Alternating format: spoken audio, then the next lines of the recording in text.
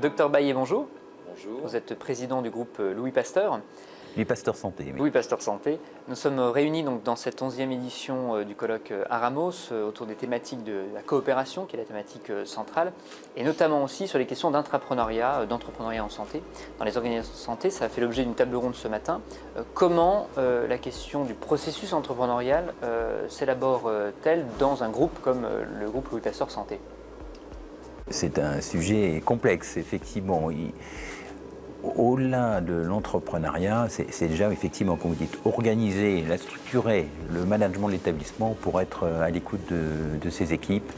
Et l'entrepreneuriat ne passe que par la possibilité d'avoir des personnels motivés qui sont bien dans leur établissement, dans leur entreprise, et qui s'approprient la culture d'entreprise. Donc notre gros travail à nous, c'est déjà en amont de créer cet environnement de proximité. La proximité est essentielle, de casser les hiérarchies, de limiter au maximum les hiérarchies, et par rapport à ça, d'échanger avec l'ensemble des équipes, que ce soit de la direction au cadre intermédiaire ou à l'ensemble des salariés. Donc notre modèle, il est autour de cette constitution de lieux d'échange qui ne sont pas hiérarchisés. Et donc de pouvoir donner les conditions à des coopérations, du coup, en interne, au sein même du groupe, au sein des collaborateurs, entre collaborateurs, et évidemment aussi, puisqu'on n'entreprend jamais seul, ça a été aussi au cœur de nos échanges ce matin, des coopérations aussi partenariales à l'externe. Oui, tout à fait. L'interne, il est plutôt au niveau de l'humain. On va dire que chaque métier déjà collabore et qu'on n'ait pas cette verticalité du métier qui fait que le médecin de son côté, l'infirmière de l'autre, le brancardier de l'autre. Donc ça, on crée cette... Et puis après, c'est à l'extérieur. Et là, aujourd'hui, on a tous des savoir-faire. On a vu le professeur Perrin-Biroulet qui a des compétences avec son IHU qui sont exceptionnelles. Nous, on a d'autres compétences dans la souplesse de notre organisation. Et il faut chercher des coopérations parce que c'est motivant pour tout le monde. On a besoin, au-delà du métier qu'on fait à 100%, on aimerait bien faire 90-20% d'autres choses et aller chercher les compétences plutôt que de copier ce qui est très bien fait, de le partager, ce que nous on fait très bien, d'apporter ce qu'on sait bien faire et accueillir. Donc je crois que la coopération, c'est vraiment l'avenir. Les jeunes, tout de même, sont très tournés là-dessus. À la fois, la qualité de vie au travail, on en parle beaucoup, et c'est vrai que ça marche aussi, mais elle passe par ce partage intra-entrepreneurial dans l'entreprise, et on voit bien que ça, dès qu'on arrive à partager des intérêts communs, on l'a fait, nous, dans nos blocs opératoires, et ça donne de l'efficience et un plaisir de travailler.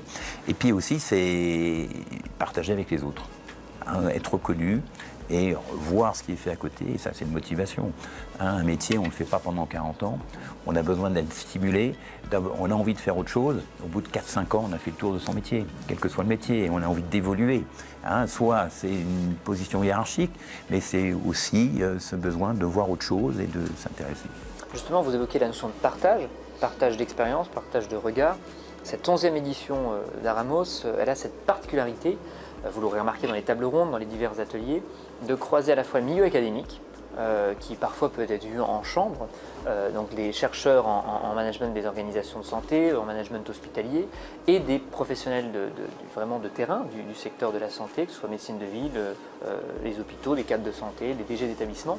Vraiment, ces croisements-là, ces lieux de rencontre, d'échange, ça crée vraiment une plus-value individuelle et collective pour chaque acteur pris individuellement et collectivement, justement pour avoir des espaces de rencontre et d'échange. C'est évident et on n'a pas assez de moments où on peut échanger. On voit bien avec cette table ronde qui était vraiment où on venait de mondes très différents et on se rend compte qu'on a beaucoup d'une vision partagée quand même, principalement qui est très partagée et qu'on pourrait mettre en œuvre, et c'est l'occasion effectivement vous apporter cette valeur ajoutée de lieux d'échange différents, de plus haut niveau bien évidemment, mais à ce niveau-là aussi on a besoin de s'ouvrir, de prendre du recul, et je pense que ça aussi c'est une qualité essentielle, de bien considérer que le modèle qu'on porte, notre mode de travail n'est pas forcément le meilleur, et là ça permet de s'enrichir, de reprendre du recul et de rebrasser tout, et de dire tiens il y a d'autres modèles, le guichet unique c'était quelque chose je trouve de très, très parlant aussi, donc c'est vrai que c'est important, et puis il faut aussi quand même former les gens, hein, les éduquer, entre guillemets, leur faire comprendre l'environnement dans lequel on est, parce que ça, tout le monde ne le sait pas.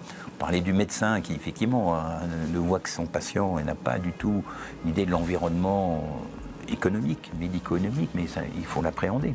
Hein, qu'au-delà de son envie, il y a le besoin du patient, et puis le besoin aussi des autres professionnels de l'équipe.